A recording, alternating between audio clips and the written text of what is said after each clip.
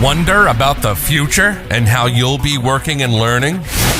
Welcome to You in 2042, the future of work, with your host, Danielle Wallace.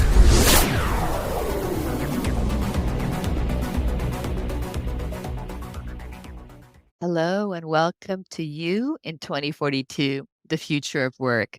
Joining me today is Koos de Villiers. I'm Koos de Villiers. I'm from the Northwest University in South Africa, and I'm quite excited to be on your show today or your podcast. We're delighted to have you here and thank you for being able to join us from afar. When you think about the future, say 2042, what are some things that you think we might expect in the world of work? So it will probably differ from the different industries and the different countries that people are actually coming from, because changes happen differently around the world and in different contexts. But I do think that there are a couple of things that might affect how the world of work looks like in the future. I think everybody's always talking about artificial intelligence and how it's being incorporated into everybody's work environments. And we have all these different debates, even in academia, like, should we incorporate AI? Should we not? We see a lot of universities in England already incorporating AI into their curriculums. But we also have these people who are cautiously hesitant in terms of artificial intelligence, bringing in the humane argumentation in terms of, but what will happen to the different environments? How will people survive economically if we have changes in the work environment and a lot of job losses and stuff like that? But what's quite interesting is I read an article recently about a school in the UK that's actually incorporating AI as a principal head teacher that can help the principal in terms of making decisions for the specific school.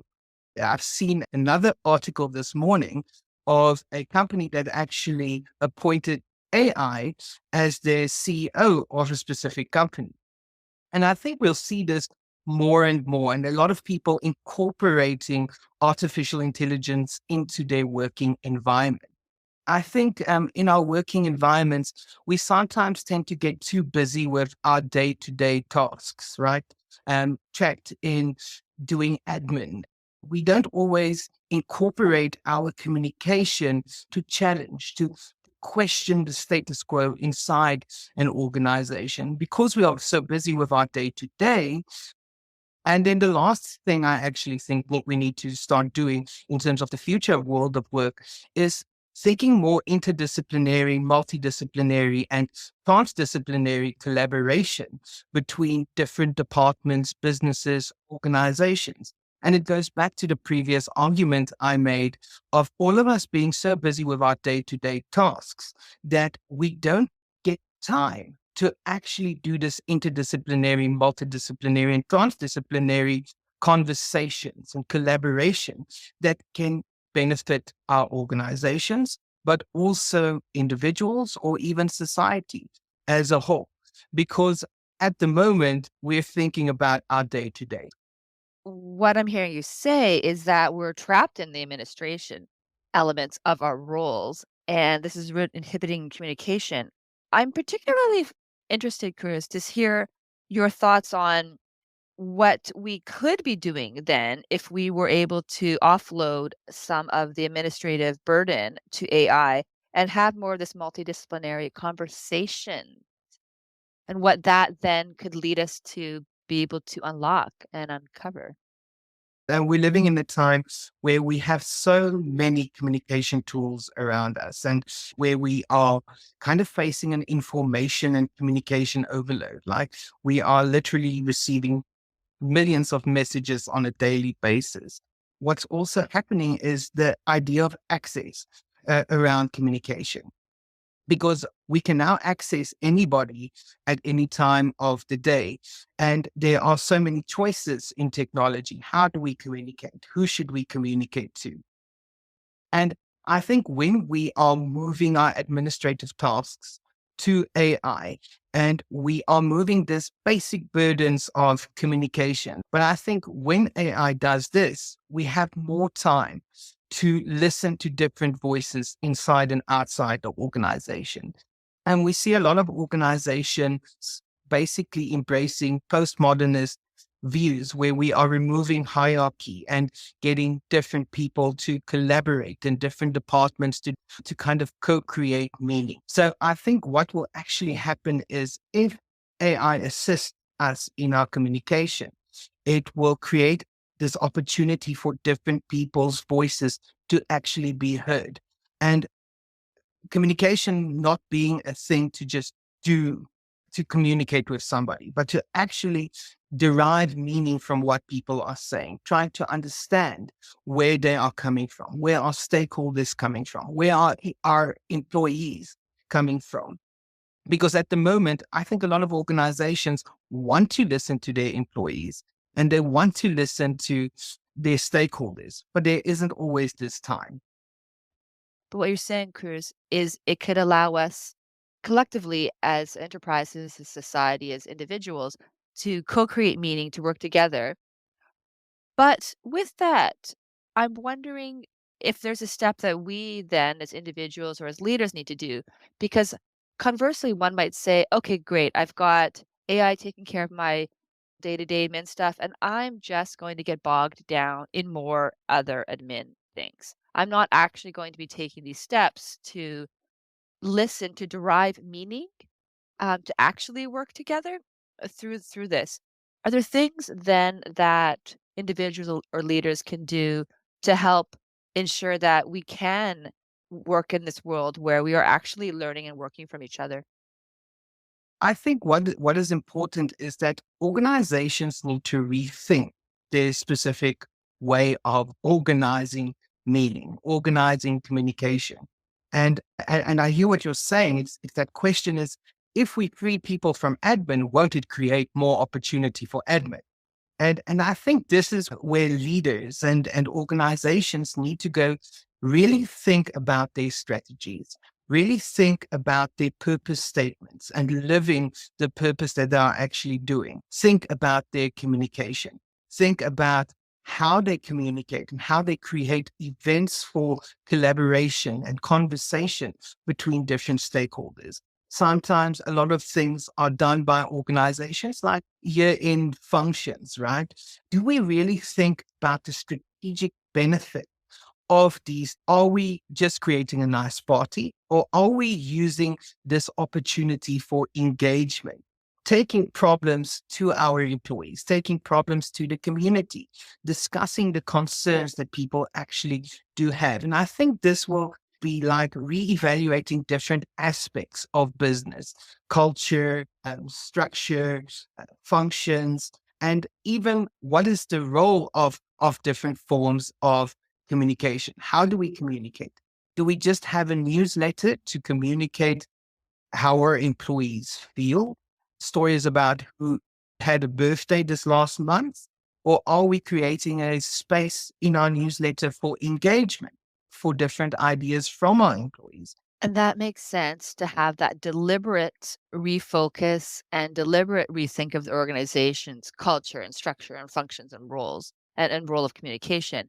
The worry is that that also means change. It's so much easier just keep running your organization and doing the incremental and yes, having the year-end party, not thinking about the greater connection, not realizing there's opportunity to harness new voices and to just keep going on that same journey. And so with that then, are there things that leaders can do today maybe to help set up this future world, which I have a feeling maybe isn't so far into the future as we may fear or may hope? What can leaders do today? I do think that leaders really need to start reflecting, like you are saying, about their practices, about the structure of their organizations, but what changes need to happen. And like you said, people tend to be scared of change. A lot of people shy away from change because it sounds like a lot of work. When you have to change a new email system in an organization or a new learning management system, people question like, but will this not contribute to my workload? What happens to the information that I have? And I think what is important is creating an environment that makes change easy. So leaders need to really think about how they communicate change in the specific organizations, but also the culture that they are establishing.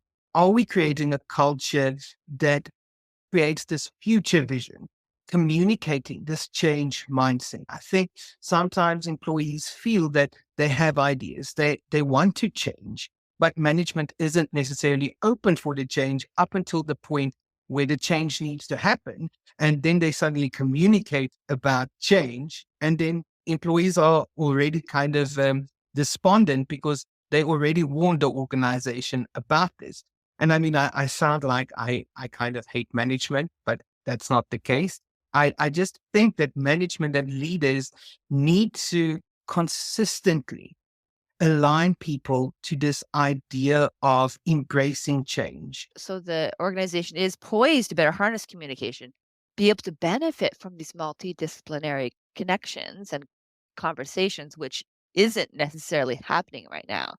I could see how that could set the stage then for this future workforce or the future organization that actually is appropriately agile, is appropriately harnessing the full potential of all its employees and the business that it operates in. What is very important about this future of work is that we really think about our communication and emotional intelligence, that we should be able to engage different people and being able to learn from others and their specific perspectives, being able to embrace intercultural communication, global communication, and build networks across different countries, different continents. Only once we do this, we will be able to embrace change because we can expose ourselves to different perspectives. In communications, what we realize now, social media and the internet with their algorithms have created echo chambers, which actually means that our voices are reverberated back to us. And we see on our social media the type of posts and information that the algorithm kind of received from us. And this kind of creates these bubbles that we live in. And I think sometimes in organizations, this happens as well. And this kind of becomes a breeding ground for groupthink. So I think if we expose ourselves to broader networks, to more global networks, we can have conversations with people and actually having conversations and dialogues where we are open for change and not just listening to respond to somebody, but actually listening to learn. I think that's a great call to action for our listeners is to think more broadly, be open to change. I encourage everybody, just like you said, Koos, to network across industries, countries, continents, like we're doing today. If people do want to connect with yourself, how can people best reach you? Well, I'm on LinkedIn. I'm also on the Northwest University website, so they can reach me there. Otherwise, my email is simple. It's my name dot surname at nwu.ac.za. Amazing. Thank you so much for this rich and insightful conversations. This has been really amazing. Thank you. Thank you very much, Danielle. Thank you for being a part of the future. Subscribe now to stay current.